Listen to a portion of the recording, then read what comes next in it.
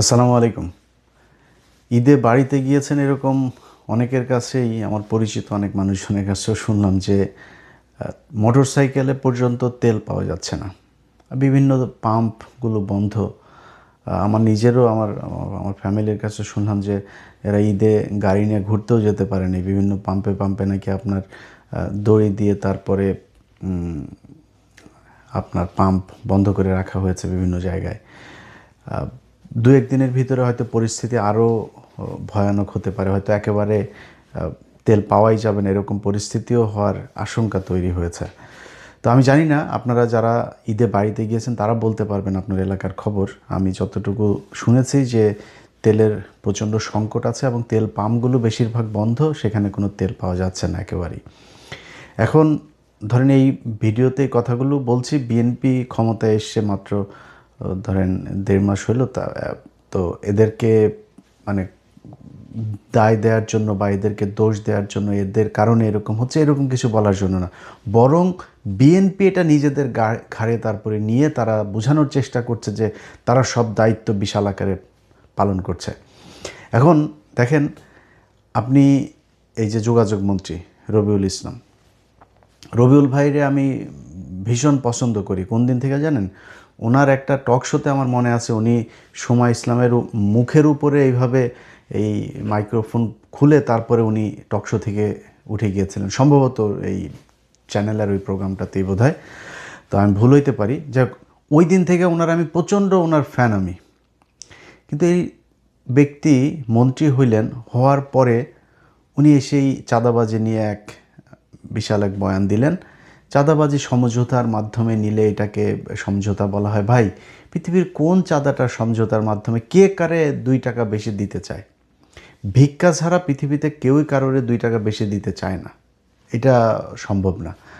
এখন আপনি এটাকে নিয়ে তারপরে বলেন আপনি যে এটা নিবেন এটা আমরাও জানি। আওয়ামী লীগ এতদিন ক্ষমতায় ছিল, আওয়ামী লীগের সময় নিত, আপনারা আগের বার সময়ও আপনাদের যারা শ্রমিক নেতা আছে, এই যে মির্জা আব্বাস সহ শিমুল বিশ্বাস, যারা যারা এই শ্রমিক এর সাথে আছে, তো এটা তো নতুন কিছু না।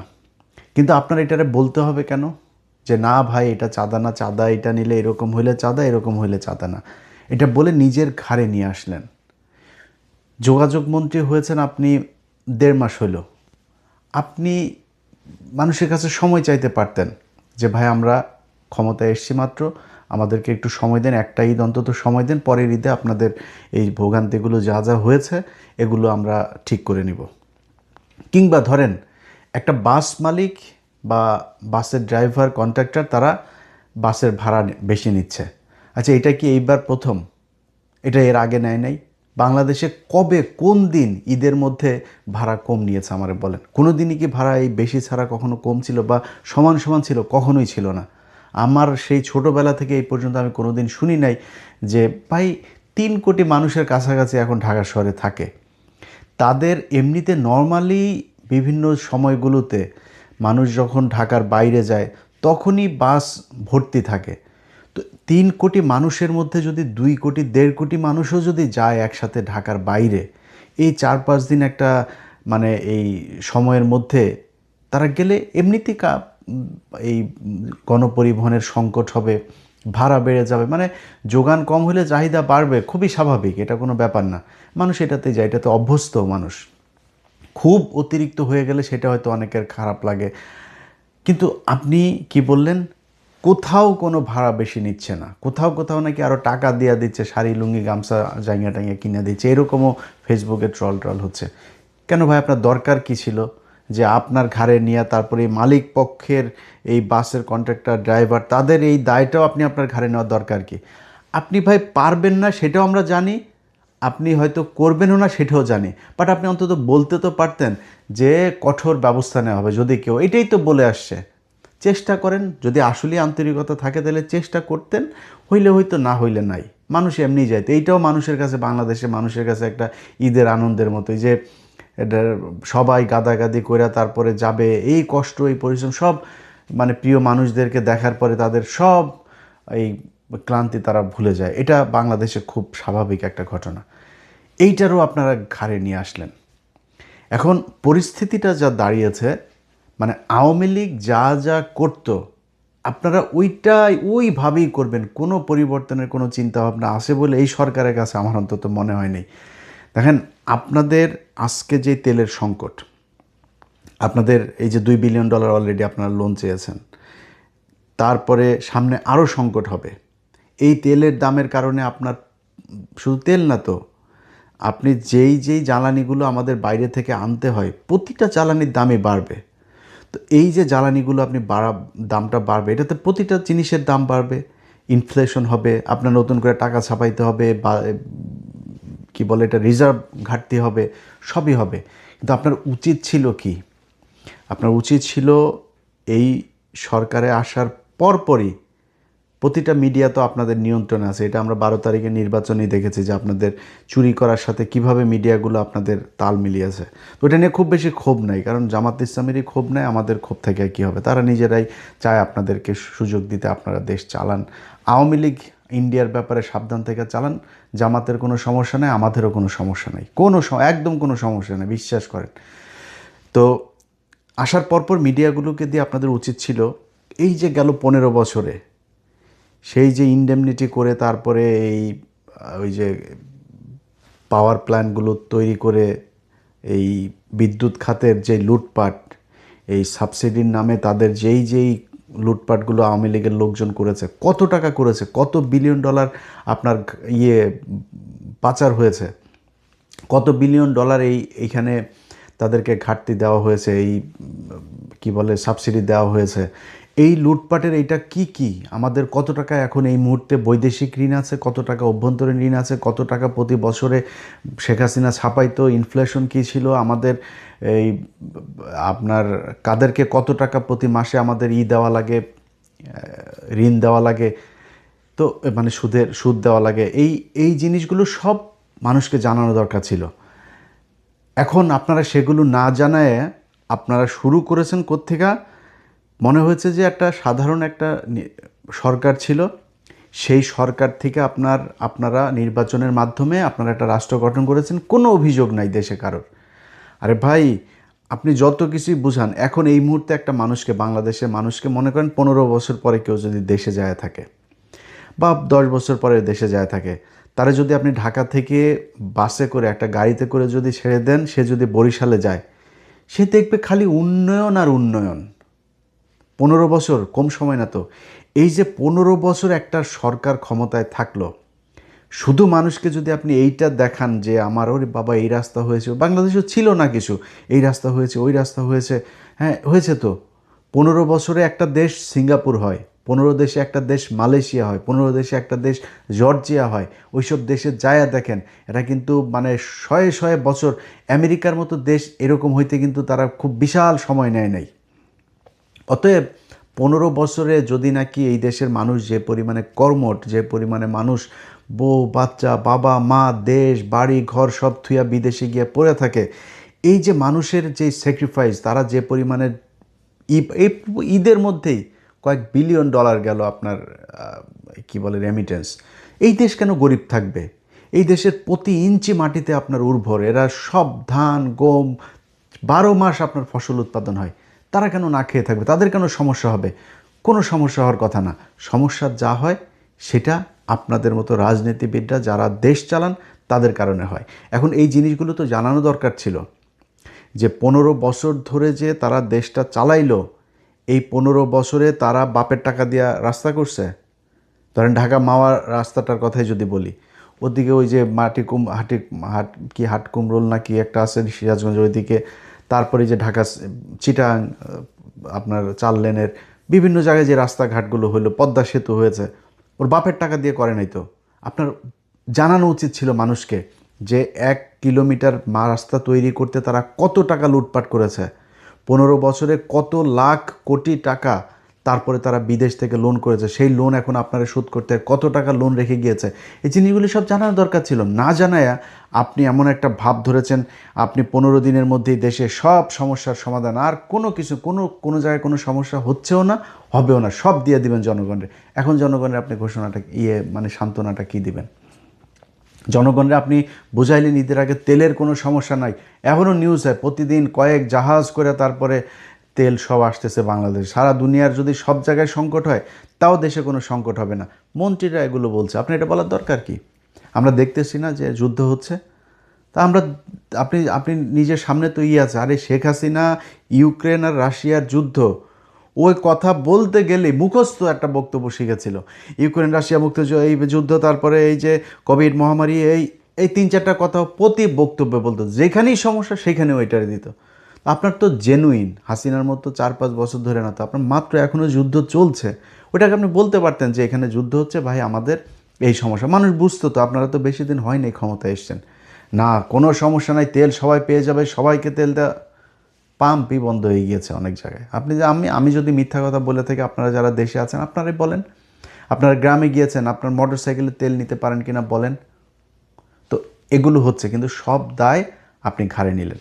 এসব বাদ দিয়া বিএনপিকে বলবো, দেখেন তারেক রহমান, আপনার সাথে আমাদের কোনো শত্রুতা নেই। আপনি এখন বিএনপির প্রধান, আপনি দেশের প্রধান, আপনি দেশ চালাবেন। আমাদের ভাই আওয়ামী লীগের নিয়ে, ইন্ডিয়ারে নিয়ে যেই সমস্যা ছিল, সেই সমস্যা হাসিনার দেশে নাই।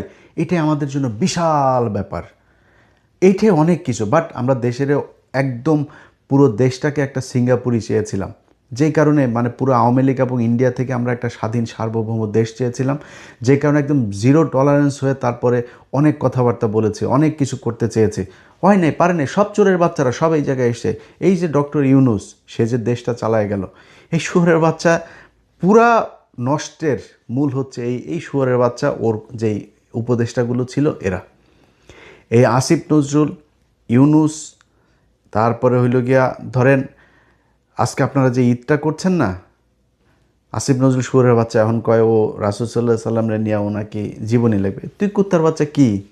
কে তুই? তোর ঘরে কাজের বুয়া পর্যন্ত প্রেগনেন্ট হয়ে বাইরে হয়, তুই কে? তুই বই লিখবি রাসূল সাল্লাল্লাহু আলাইহি সাল্লামরে নিয়ে, আর তোর বই পড়া লাগবে? তোর বউ হইল রোকেয়া প্যাচি, তোর বউ হইল হুমায়ুন আহমেদের মেয়ে, তুই তো নিজেই শালা নাস্তিক একটা। তুই আসছিস আবার মানে আস্তাগফিরুল্লাহ, ওই স্বীকার করে না, কিন্তু ওর কার্যকলাপ যা আছে সব কিছুই একদম ইন্ডিয়ান মাল। ও প্রথম আলোর পুরো শেল্টার দাতা। ওর কারণে আজকে যেই ঈদটা যাচ্ছে না, যেই ঈদে আপনারা বিশাল আতর সুরমা মাইখা তারপরে বাংলাদেশে ঈদ করলেন, প্রথম সারিতে দাঁড়ায় জাতীয় ঈদগাহে, আপনাদের এইখানে বসাইতে অনেক মানুষের জীবন দিতে হয়েছে, অর্থ দিতে হয়েছে, তার পরিবার ধ্বংস হয়ে গিয়েছে, এখন পর্যন্ত জেল খাটছে, গেল 17 বছর ধরে জেলে। সেই মানুষগুলোকে জেলে রাখা তারপরে আপনারা ঈদ পালন করেছেন। এই আসিফ নজরুল শুয়োরের বাচ্চারা, এই ইউনূস শুয়োরের বাচ্চা, এই দুইটার কারণে এরা আছে। ধরেন আজকে যে আইনমন্ত্রী হয়েছে না, এই আইনমন্ত্রীর বিরুদ্ধে আমি লেখালেখি করেছি দিলীপ আগারওয়ালা আটক হওয়ার পরে। কিন্তু আইনমন্ত্রীর সাথে আমার কিন্তু ভীষণ ভালো সম্পর্ক ছিল, ওনার বিরুদ্ধে বলেছি দিলীপ আগারওয়ালা নিয়ে, কিন্তু কিছু জিনিস স্বীকার করি। এই লোকটাকে যদি কোনো দিন বলেছে যে ভাই অমুক আলেমের আপনার একটা আছে, হেয়ারিং আছে, ওইটা একটু দেখেন, উনি বাংলাদেশে থাকুক আর না থাক, পরের দিন দেখেছি যে উনি সেই কথাটা কোর্ট পর্যন্ত পাঠিয়েছেন এবং সেটা রেজাল্ট পেয়েছে। ওনার মাধ্যমে অন্তত যদি কম হয় তাও 100 জন আলেমকে আমি ওনার মাধ্যমে হেল্প করেছি। এই ঈদ গেল, ঈদের পরের দিন মাওলানা সাইদুর রহমান সাহেব, ওনার সাথে কথা বললাম, উনি বের হয়েছেন। আরে ভাই, সে কেন ঈদ জেলখানায় করবেন? তারেক রহমান, আপনার মায়ের আলেমদের প্রতি যে সম্মান ছিল, আপনার বাপের যে সম্মান ছিল, আশা করি আপনারও আছে। যদি আল্লাহর ওয়াস্তে যদি পারেন এই মানুষগুলিরে ছাড়েন, এই মানুষগুলির সাথে, এই মানুষগুলিরে জেলখানা থেকে বের করার জন্য আর বিডিআর, এই দুইটার জন্য আমার এই পুরো 1.5 বছর ডক্টর ইউনূসের সরকারের সাথে যত সমস্যা সব এইটা নিয়ে, সেনাবাহিনীর সাথে আমার যত সমস্যা এই দুইটা জায়গা নিয়ে। তো তারা এই ডক্টর ইউনূসরে, এই মাদারি কী করছে জানেন? ওই কিছু হইলে ওই আমেরিকান অ্যাম্বাসিরে দিয়া এই আকাম কুকাম করাইতো, এই যে আলেমগুলোর ব্যাপারে। একটা আলেম ছাড়া হয়, একটা আলেম ছাড়লেই তারপরে কি করে, আমেরিকান অ্যাম্বাসি আপনার ওই আইন মন্ত্রণালয়ে ফোন করে, অমুক এজেন্সিরে ফোন করে।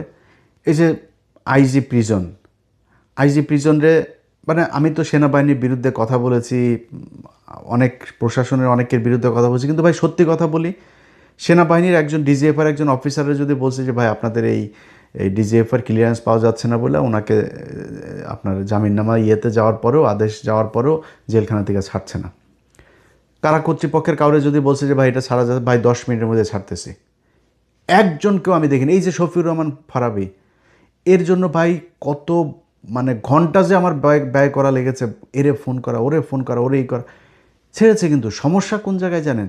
সমস্যা হইলো আমেরিকান এম্বাসিতে। ওইখান থেকে আপনার দেয়, ওরে ছাড়লেন কেন, এরে ছাড়লেন কেন, ওনারা করে। এখন এই শয়তানির মূল কিন্তু হলো আসিফ নজরুল আর ইউনুস। এরা ওদেরকে এগুলি পাঠায় যে এই যে এরে ছাড়া দিচ্ছে, এরে ছেড়ে দিচ্ছে। ওই যে প্রথম আলো এদের করে, এরা ছাড়া পাইলে তো প্রথম আলোর সময়, কারণ প্রথম আলো, ডেইলি স্টার, এরাই তো এদেরকে মিথ্যা নাটক সাজায় জেলে পাঠিয়েছে। ওরা বের হইতে দিবে না। ডক্টর ইউনুস যদি আমেরিকান এম্বাসিকে খালি ডাক দিয়া বলতো যে ভাই দেখো, তুমি যে বিষয়টা তোমাকে জানানো হয়েছে এদের ব্যাপারে, এই ঘটনাগুলো সত্যি না, আমাদের দেশে এইভাবে এইভাবে জঙ্গি নাটক সাজানো হইতো, এই দেখো এইভাবে সাজায় তারপরে তারা তাদেরকে জেলখানায় ঢুকিয়েছে। যদি তারা আসলেই জঙ্গি হইতো, দেখো হাসিনা আজকে নাই, হাসিনার পুলিশ এখন জঙ্গি নাটকও সাজায় না, জঙ্গি ধরাও পড়ে না আমার দেশে, তাহলে সেই জঙ্গিরা এখন হামলা চালায় না কেন? প্রতিদিনই নাকি এখানে হামলা চালাইতো, ওইখানে হামলা চালানোর সময় এরা আটক করা হইলো, তো এখন চালায় না কেন? আমেরিকান এম্বাসি, ইউরোপিয়ান ইউনিয়ন, যত দেশ আছে পশ্চিমা, যারা যারা এগুলোতে ঝামেলা করে, এদেরকে বুঝাইতে ডক্টর ইউনুসের 2 মিনিট সময় লাগতো। শুয়োরের বাচ্চা বোঝায় নাই। শুয়োরের বাচ্চা করছে কি, ওর ওই ম্যান পাওয়ার ব্যবসারও ওই লাইসেন্স নিছে। আরও আকাম কুকাম যেগুলো করছে, এগুলো তো আপনারা এখন পত্রপত্রিকায় দেখছেন, এগুলো সে করেছে। কিন্তু এই দেশের আলেমগুলোর সে ছেড়ে যেতে পারে নাই, এই দেশের বিডিআরগুলোর সে ছেড়ে যেতে পারে নাই। আসিফ নজরুল, ডক্টর ইউনুস, সারা জীবন আল্লাহর কাছে এটার জবাব দেওয়া যাইতে হবে। আমি বিশ্বাস করি তোরা যেখানে যাবি সেখানে অপমানিত হবি, লাঞ্ছিত হবি, জুতা খাবি, বাংলাদেশের মানুষের সামনে তোরা আসতে পারবি না। যেখানে যাবো ওইখানেই অপমানিত হবে, ওইখানেই তোরা কোনো না কোনোভাবে অপমানিত হবে। কদাচিৎ 2-1 জায়গার থেকে ভালোভাবে বের হইতে পারবি। তোদের এই গেল 1.5 বছর যত অনিয়ম, যত ব্যর্থতা, জুলাই সনদ নিয়ে এখন তারা পারাপারি করে। আরে বেটা, তোরা যাওয়ার আগে করে দিয়ে যাস নাই কেন? তোরা করার পরপর তোদের তো উচিত ছিল দিন রাত না খায়া তারপরে জুলাই সনদে 3 মাসের মধ্যে শেষ করে। তোদের পিছনে বাংলাদেশে আমি নিজে ভিডিও বানিয়েছি, ডক্টর ইউনুসকে 20 বছর চাই, 100 বছর, যতদিন ইচ্ছা, এগুলো আমি বলেছি আমার ভিডিওতে। তোদের উপরে এই বিশ্বাস আমরা করেছিলাম, কিন্তু তোরা সেই বিশ্বাসের মর্যাদা না রাখা নিজেদের পকেট ভরেছিস, ইন্ডিয়ার হয়ে কাজ করেছিস, প্রথম আলোর হয়ে কাজ করেছিস, এটা তোরা করেছিস। তোদের এই লাঞ্ছনা সারা জীবন পেয়ে যেতে হবে। তো যাই হোক, এগুলো তারেক রহমান, আপনার কাছে অনুরোধ থাকবে, একটা ঈদ তো গেল আপনার, সামনে আরেকটা ঈদ, ওই ঈদের আগে পিলখানার হত্যাকাণ্ড নিয়ে যারা আসল ক্রিমিনাল সেনাবাহিনীর অফিসারদেরকে ধরেন, তারপরে যেই ইয়েটা হয়েছে, ওই স্বাধীন তদন্ত কমিশনের যে রিপোর্টটা হয়েছে, ওই রিপোর্টের অনুযায়ী কাজ করেন, সব পেয়ে যাবেন, সব কিছু পেয়ে যাবেন, সেখানে আছে। তো এই মানুষগুলোরে ছেড়ে দিয়েন। আর আরেকটা জিনিস হয়েছে যে ভাই, সব কিছু নিজের ঘাড়ে নিতে যায় না। নিজের ঘাড়ে নিতে গেলে এইরকম মানুষরে, সে আওয়ামী লীগের মতো বলবেন একটা মানুষ বিশ্বাস করবে না, কোনো কথাই বিশ্বাস করবে না। এই যে এখন বলছেন দেশে জ্বালানির কোনো সংকট নাই, এই নেই ওই নেই, মানুষ পাম্পে গেলে তেল পায় না, এটাই বাস্তবতা। তো এই জিনিসগুলোই বলার জন্য আজকের ভিডিওতে এসেছিলাম, এবং সবাইকে ঈদ মোবারক, আল্লাহ হাফেজ।